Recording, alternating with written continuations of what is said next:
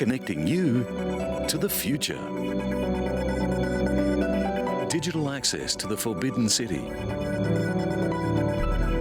New developments in display technology. And the next step towards commercially available spaceflight.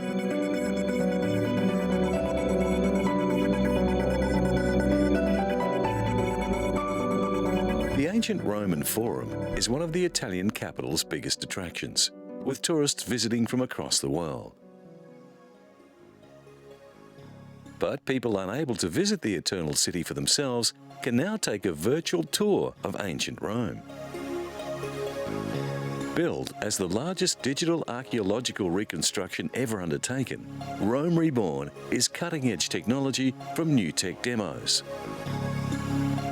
Images of approximately 7,000 buildings recapture Rome at the peak of its glory in 320 AD, during the reign of Constantine the Great.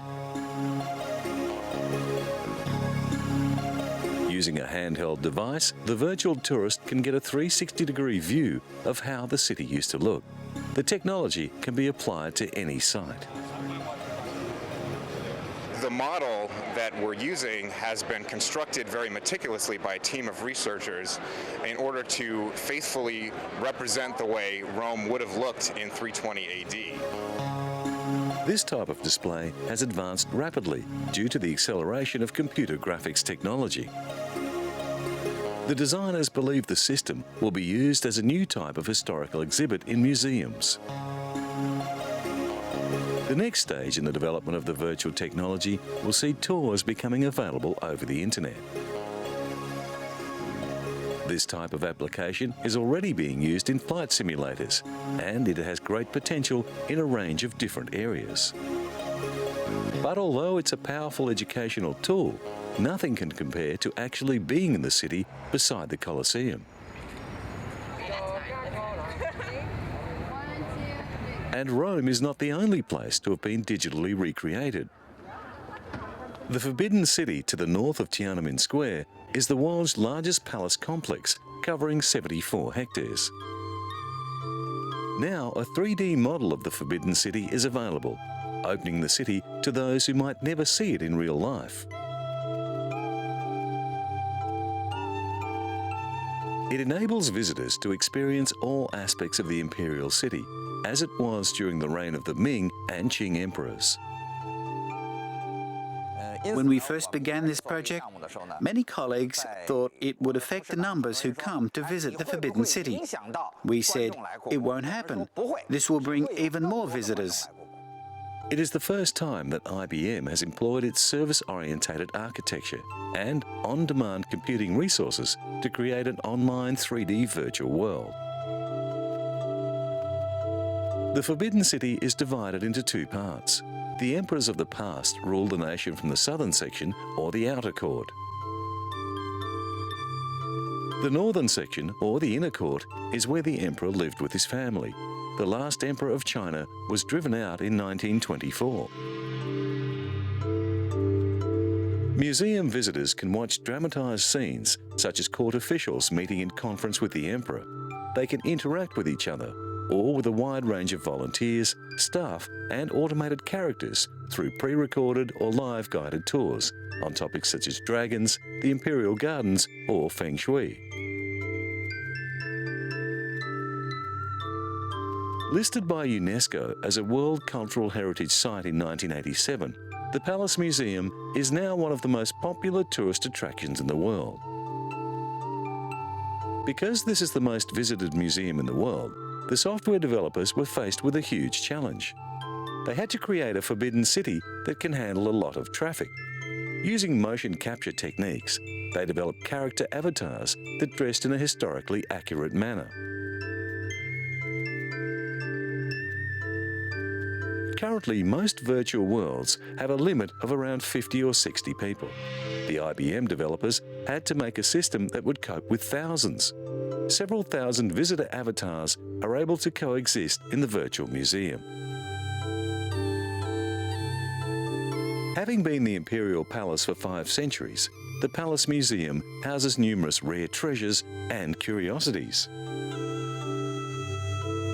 Building work on the palace complex began in 1407 and was completed in 1420. 就是虚拟空间有一个特别大的好处，它除了跨越地域，它又跨越时 This 空。 virtual reality has one big benefit. 没有见 It 过 not only gets around geography, it also gets around time. 清朝的皇帝。 I have not even seen what a Qing or Ming dynasty emperor looks like. But using this technology, they can turn a lot of the written record into something interactive to bring you to this world and let you interact. 让你跟他互动。 In the Forbidden City, you can take 6 different tours, but educators can actually lead a tour around various areas of the palace complex. So experts in different aspects of the Imperial Palace can use the virtual reality site in a similar fashion to the way an actual tour guide can lead a specialty tour around the physical museum.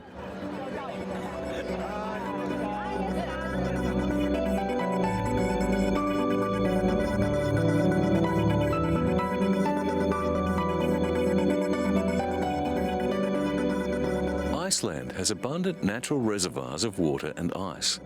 And because it sits on a geological hotspot, thermal springs with steamy discharges are common. The country uses geothermal energy to generate cheap, clean power. Meltwater from glaciers is also used to generate electricity.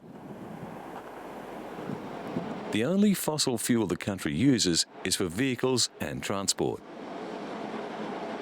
We have been steadily developing our geothermal harnessing while other nations have not been.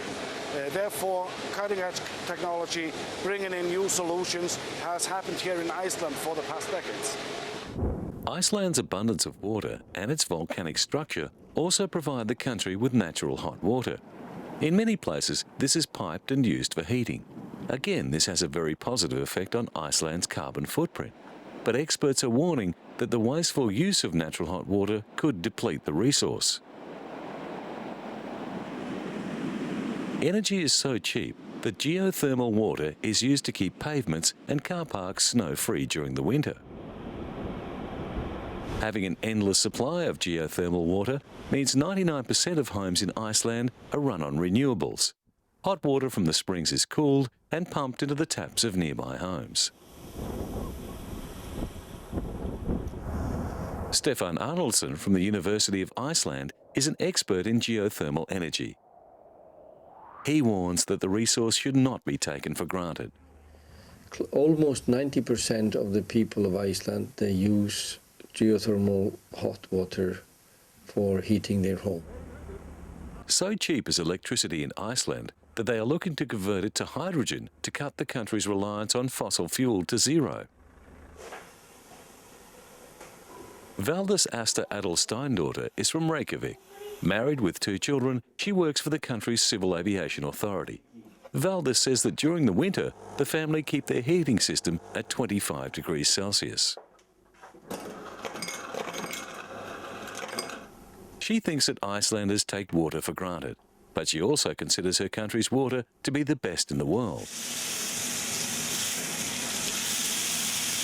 Geothermal energy in Iceland first happened in the early years of the 20th century, when an enterprising farmer diverted a stream from a hot spring to heat his house. 4 decades later, the hot water was piped to houses and swimming pools across the island. Blue Lagoon is Iceland's largest geothermal public bath. Opened in 1989, it has become an important tourist spot. Iceland's location on one of the Earth's major fault lines, the Mid-Atlantic Ridge, means the country is dotted with volcanoes and hot springs. Reykjavik Energy, Iceland's biggest energy company, runs the Hellisheidi power plant, which is still only partially completed. It's located in the centre of the country. This is our oil or our gold, so to speak. If we didn't have this energy, we would have to import fossil fuels to provide us with electricity. But there are plenty of other uses for cheap power, and the aluminium industry, which uses huge amounts of electricity in its production smelters, is already taking advantage of Iceland's lower power tariffs. The 3 operating turbines of Hellas Heidi provide nearly half of Iceland's electricity. When completed, it will produce enough electricity to provide energy for the whole country.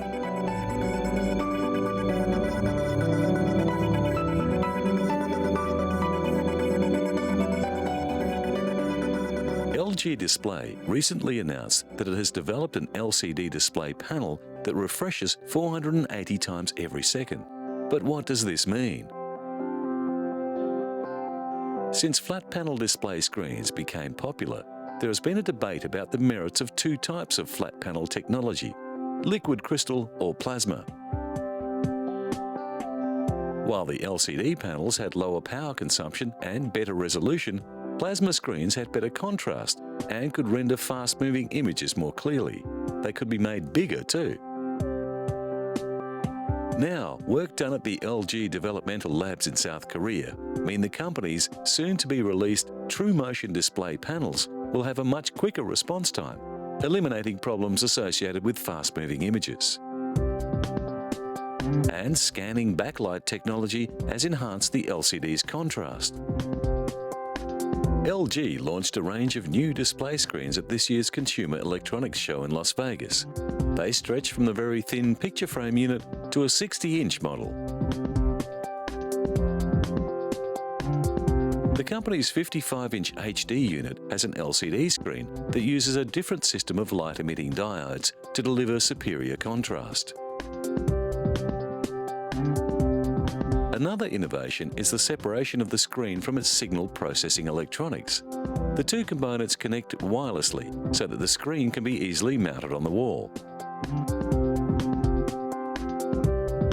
In combination with the enhanced picture quality, many of the new screens feature an invisible speaker system. The trend is to make the display unit more like a picture that hangs on the wall, and to highlight this, an array of screens were arranged like pictures in a gallery. The LH50 and PS80 series HD TVs are equipped with Ethernet ports and can access selected web content. And the Tokyo Metropolitan Museum of Photography has just mounted an exhibition called Still Motion, Liquid Crystal Painting, that displays a collection of artworks on flat-panel LCD screens. Dominic Legeman's YOLO V pays homage to Goya's painting The Inquisition Tribunal. As the viewer approaches, his image is imported onto the screen. Sam Taylor Wood's Still Life pictures a bowl of fruit as it ages over several weeks.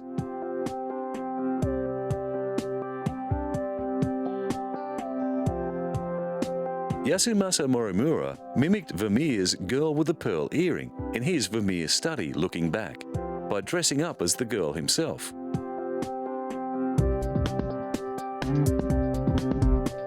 Museum curator Satomi Fujimura explains that the artworks have their origins in traditional paintings, but they also explore future styles and directions that become possible as the use of technology in art evolves.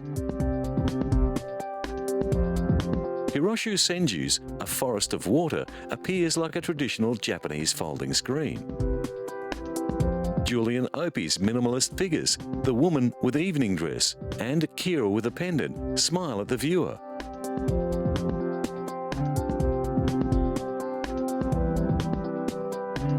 Shiyuki Kojima's rhythmic calm, Land of Sand expresses the constant shifting of the dunes in the wind.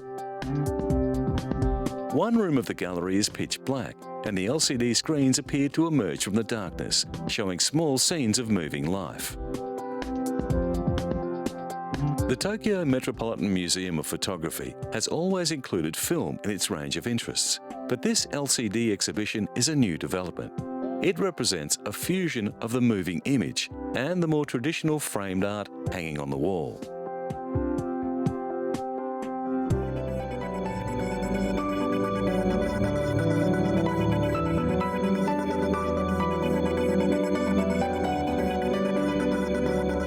The space tourism race marked a milestone recently as British entrepreneur Sir Richard Branson and American aerospace designer Burt Rutan waved to a crowd from inside the cabin of a new aircraft designed to carry a passenger spaceship to launch altitude.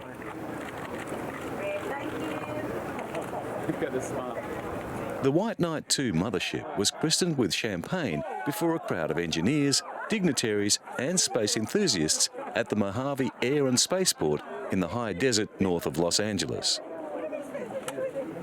That's my second accident.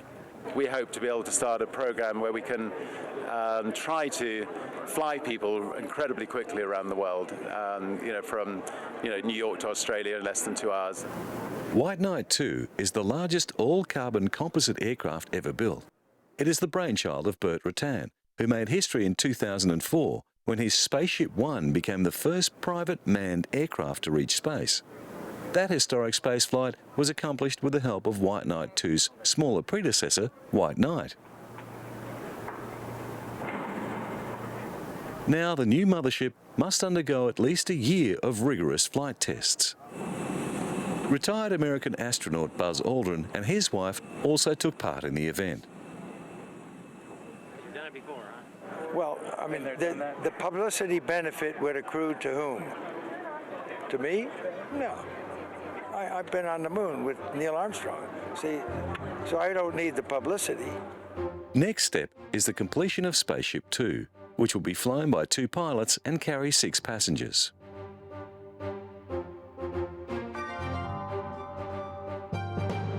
Meanwhile, in the established space launch business, Belgian astronaut Frank de Wijn is preparing for 6 months at the Columbus Laboratory on the International Space Station.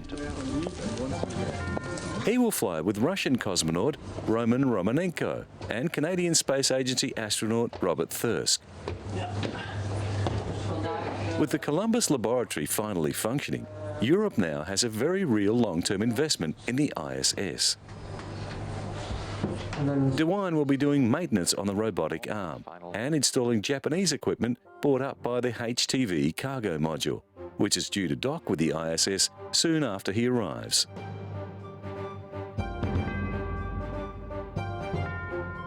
As well, he will be carrying out experiments for scientists back on Earth. What scientists are trying to determine is if microgravity influences our perceptions of parallel lines. Orientation is something that is very important also here on Earth, how people can orient themselves. Often elderly people have problems with that, and by trying to measure the processes also in microgravity that are happening in our brain, scientists try to determine if they can find also cures for diseases here on Earth. In 2002, De Wijn spent 12 days in space aboard the ISS for ESA and Belgium's Odyssea mission. The European Space Agency is not taking any chances with its next astronaut, and Dutch ESA astronaut André Kuipers is serving as backup. In support of the upcoming mission, NASA has already sent up a shuttle carrying supplies and equipment.